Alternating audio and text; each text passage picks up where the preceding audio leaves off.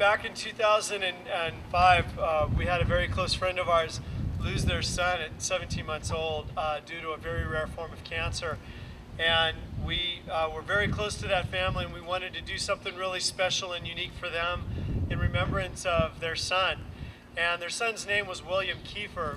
And our very first cross-country trip was created because we enjoyed the love of cycling, the group that did this, and we also loved the family. And we thought, why not do something really crazy and be able to just ride our bikes across country. We had no idea what we were getting ourselves into, but we did know that we wanted to carry William's name across the country and raise awareness about this deadly disease. And so the first ride was in 2006, and we named it with Team Will in mind. So when you see our jerseys in the yellow and the black, you'll also see Team Will. Will represents our very first hero back in 2006. However, it doesn't stop there. We also have a blue handprint that's mixed in with many other handprints to remember that William's favorite color was blue. But all these other handprints represent all the other heroes that we either ride for.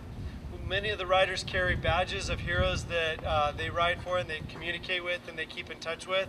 And then we travel across the country to visit hospitals along the way. And we've been really fortunate over the past several trips to be able to go back to the same hospitals and be welcomed back by the staff. And almost to the point where they even let us ride bikes now in the hospital. Very cool. You can't do that, we can. And we visit the kids bedside, we visit the kids in the activity centers, and it's not just the kids that are fighting cancer, but it's also those kids that encourage us and that show us their support. They may have a broken arm, they just may be in there for a checkup, but what we do is we present ourselves to them and encourage them as well too. This is our 5th trip, and we ride across the country every other year, and this is the very first year that we've come to Margate City.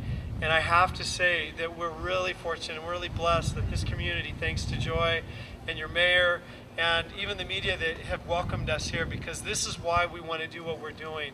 We want to spend time at the hospitals, but we want to raise awareness in the communities so that when we leave, the communities can still stand together and help the families that need the help the most when they're right there beside them, right beside their children fighting this cancer. They need your help.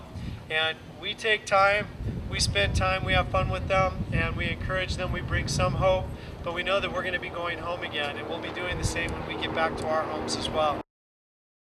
We do have a special gift that, first of all, we wanted to present to Danny in front of his peers and the people of Margate. So Danny, as you finish that fry up, can you come on over here? All right. So I hope you guys can hear me, but Danny, we want to thank you for giving us the courage to be able to make it all this way to come see you. And we hope that you put this on your wall real proudly. This is a very simple gift from Team Well that says, 2014, go the distance. Thank you for making this happen, Team Well. This is for you. Okay.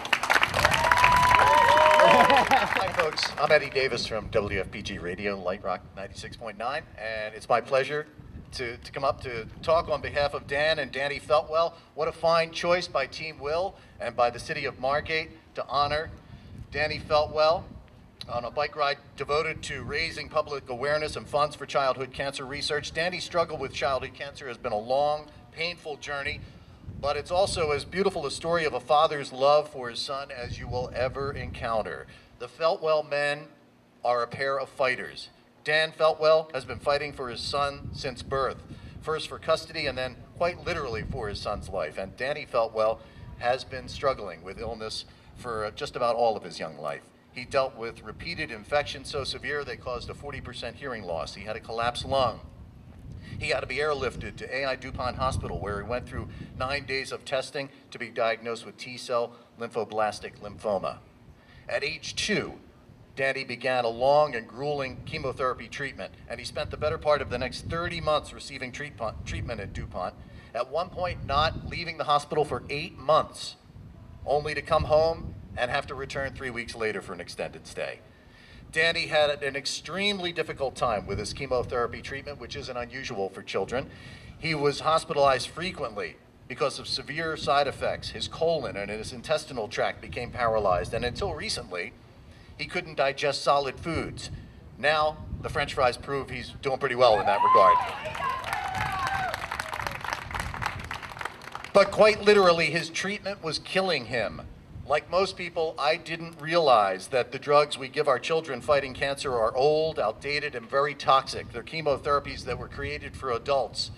But since it's really about the only option for many people, including the Feltwells, that's what they turn to try and save their lives. There's a disproportionate focus between researching childhood cancers and adult cancers. The National Cancer Institute only allocates 4% of our federal government research dollars toward childhood cancers.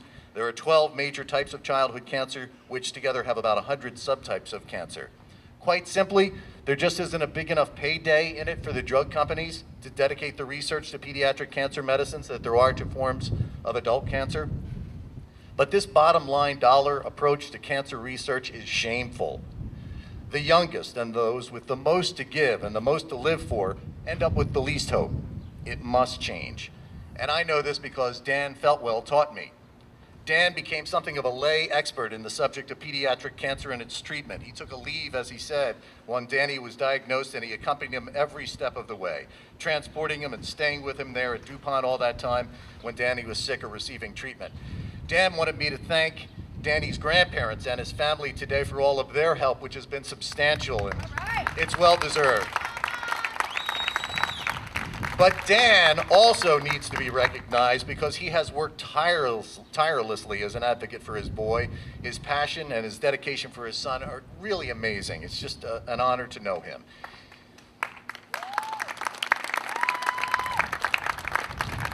Dan's also been responsible for changes in the way that other children with cancer are treated and monitored, and because of the benefits realized by the team of cancer doctors from some of America's best cancer hospitals that Dan Feltwell recruited until they helped him to follow Danny's case, these doctors and others now consult with each other more regularly and brainstorm about better ways to treat other children with cancer. Meantime, Danny finished his treatment in April of 2013. 30 months of chemotherapy, 13 different types of chemotherapy drugs. It took till just about now, a year and a half or so, for the side effects to subside. Young Danny Feltwell has endured more medical procedures, pain, and sickness than most adults will ever know. And he doesn't turn 6 until next month.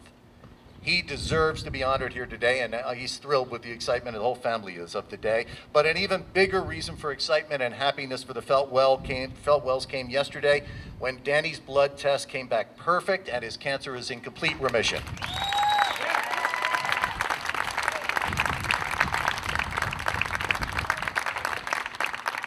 Dan, who writes lovingly and long about his situation, and you really should take the time to read some of his writings, wrote to me recently that now that Danny is 14 months post-treatment, you would never know he had such a difficult journey through childhood cancer. Today, my beautiful little boy has no evidence of disease. To watch him run and play is truly amazing.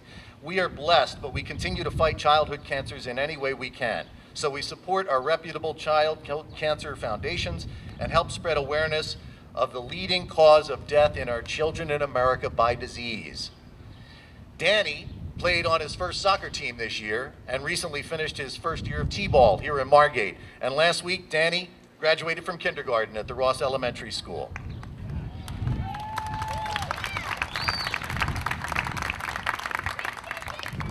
Dan writes that there are days I never thought I'd see my beautiful little boy experience any of this, and now we're experiencing many firsts together. To Danny and to Dan, we wish you both many more firsts and a long, happy, and healthy life, Danny Feltwell.